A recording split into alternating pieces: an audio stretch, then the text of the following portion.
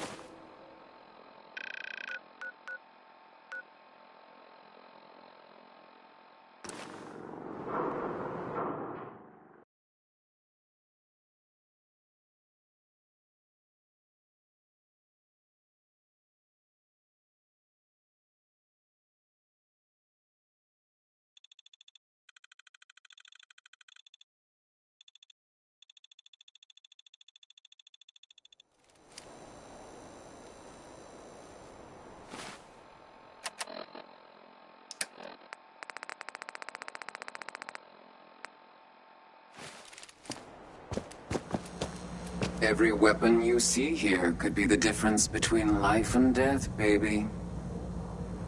Let's see what you got. Let's get you outfitted, killer.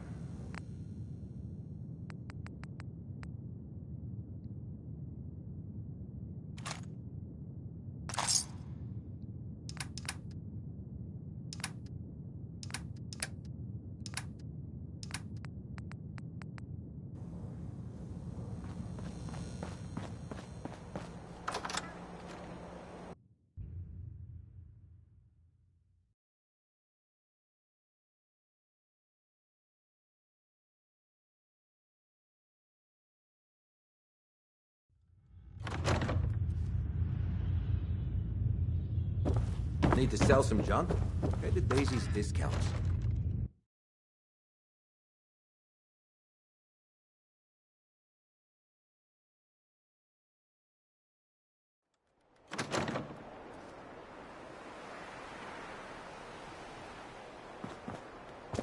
You're lucky the mayor likes outsiders.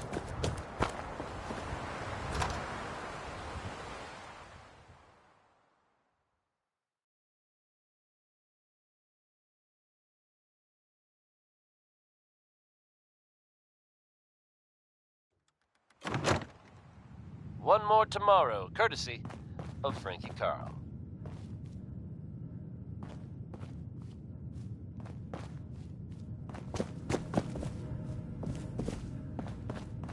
There are some recent rumblings from Good Neighbor, and I do mean that as something of a pun.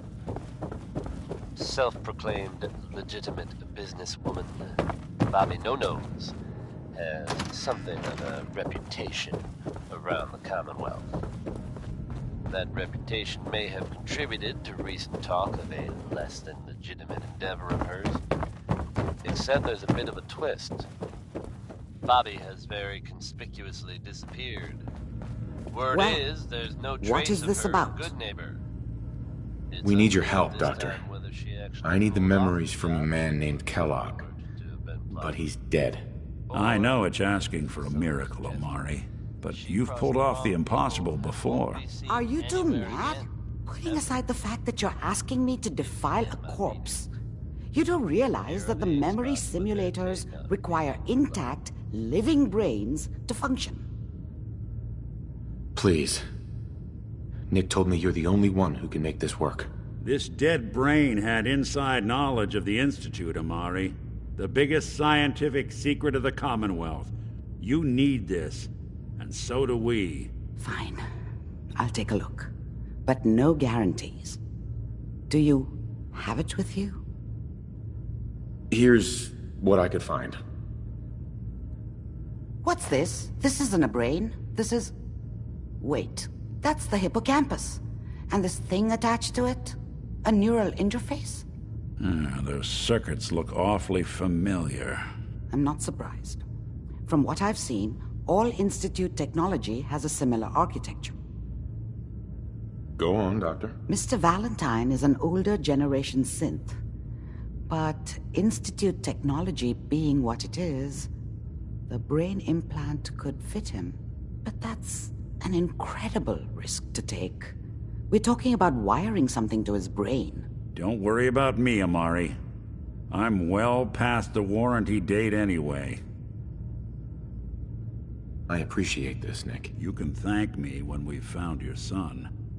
All right, let's do this. Whenever you're ready, Mr. Valentine, just sit down. If I start cackling like an old grizzled mercenary, pull me out, okay? Let's see here. I need you to keep talking to me, Mr. Valentine. Any slight change in your cognitive functions could be dire. Are you feeling any different? There's a lot of flashes. Static. I can't make sense of any of it, Doc. That's what I was afraid of. The mnemonic impressions are encoded. It appears the Institute is one last failsafe. There's a lock on the memories in the implant. Tell me you have a way past this, Doc. Let me think. The encryption is too strong for a single mind. But what if we use two? We load both you and Mr. Valentine into the memory loungers.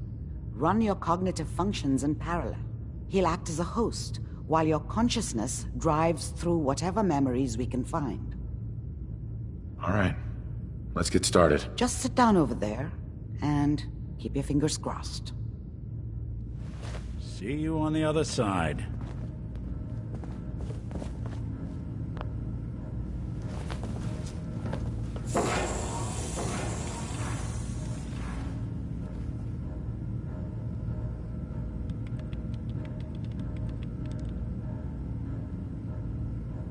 Initiating brainwave migration between the transplant and the host.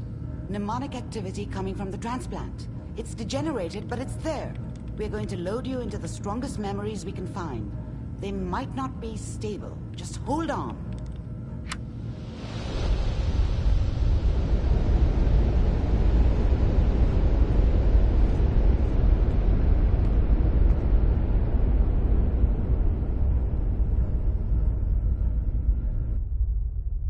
Can you hear me? Ah, good. The simulation appears to be working, although the memories are quite fragmentary. I'll try to step you through the intact memories and hope we find one that gives us some clue to the Institute's location.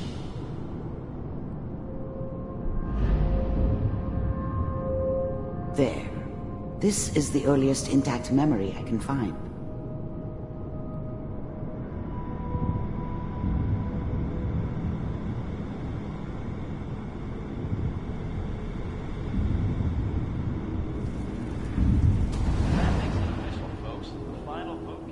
Turn down the goddamn radio! Remember, you are experiencing these memories as Kellogg. This may prove disorienting at first. Mom knew how it was.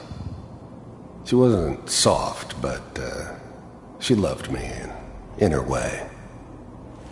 And she protected me from Dad. That cost her more than a few beatings. I never knew what happened to her after I left. I didn't want to know. Not then. I was such a dummy back then. What did I know about how the world worked? I think now she wanted me to kill him. I should have. Instead, I ended up running away. I told myself I wanted to find somewhere out from under the thumb of the NCR and all their rules. But really, I was running from the guilt of not protecting her from Dad. Yeah, it doesn't matter now, though. Dad was either drunk or not around. I guess he must have run with one of the raider gangs, but I never really knew what he did. Don't know why Mom was with him. Maybe at some point in his life he wasn't a complete asshole. This doesn't seem to be what we're looking for. There appears to be another intact memory close to you in temporal sequence. There. Try that one. The thing about happiness is you only know you had it when it's gone. I mean, you may think to yourself that you're happy, but you don't really believe it. Let's keep looking. I'll connect you to the next intact memory. Petty bullshit or next job or whatever. It's only looking back. By comparison. How did you think this was going to end, Kellogg? You thought you could just fuck with us, and we wouldn't fuck with you? Just so you know, they died like dogs. And you weren't I there found another to memory help to them. try. I'll connect you.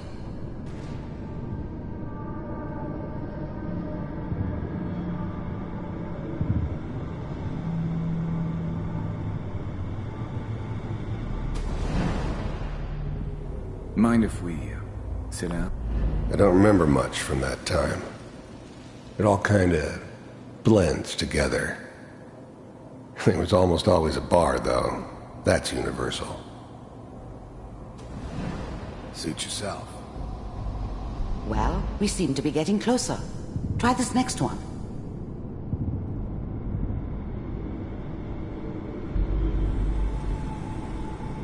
Mr. Kellogg, I'm glad you decided to meet with me. So, I finally ended up in the Commonwealth. I kinda ran out of road.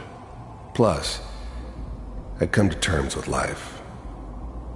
I wasn't gonna be stupid enough to get mixed up with caring about other people again. It was just me against the world. And the world had it coming. Getting warmer. One of these has got to tell us something. We're running out of brain here. There's one that looks mostly intact. Connecting now. Cryogenic stasis. Suspended. I was now the Institute's main operator in the Commonwealth. If they needed something done, they came to me. It wasn't usual for anybody from the Institute to come along on a mission, so this one stood out. I didn't know then who it was we were grabbing from the vault. Of course, neither did they. Not really. All computers are still working. That's good. Checking through the logs. I found another intact memory. Whenever you're ready.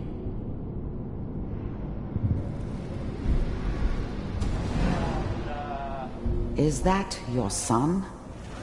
This appears to be a very Wasn't my recent idea memory. to settle down with the kid in the middle of Diamond City. I thought it was a terrible idea, actually. But it was one of the old man's pet projects, so here we were. Me and the kid.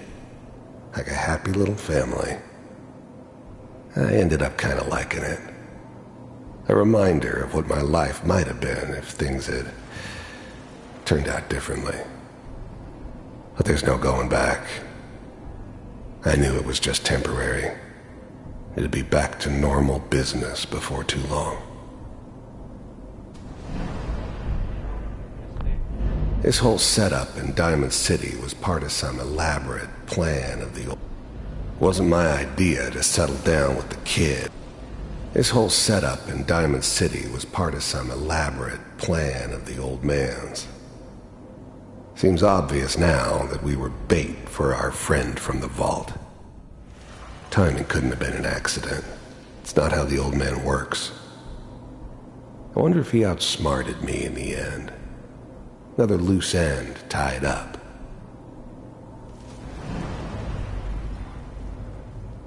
Oh boy. Piper has really done it this time. I mean, I'm not saying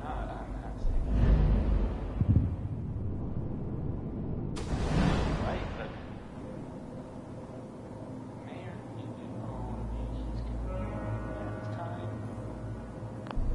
Wasn't my idea to settle down with the kid in the middle of Diamond City. I thought it was a terrible idea, actually. But it was one of the old man's pet projects, so here we were. Me and the kid. It's all just find him. Even then, I knew it was a mistake leaving him alive. I understood that kind of revenge. No one better. But I was cocky enough. Kellogg. It's okay. One of these days you're gonna get your head blown off just by... The new breed of synths could easily pass as human. Some of them did. But the coursers, they weren't built to blend in. They were killing machines, pure and simple. Smarter, stronger, and faster than almost any real human. I'm just glad they were always on my side. Hardly in here like that. Minimizing my exposure to civilians is a priority. Forget I said anything. So what's the big crisis this time? New orders for you. One of our scientists has left the Institute. Left? As in? He's gone rogue.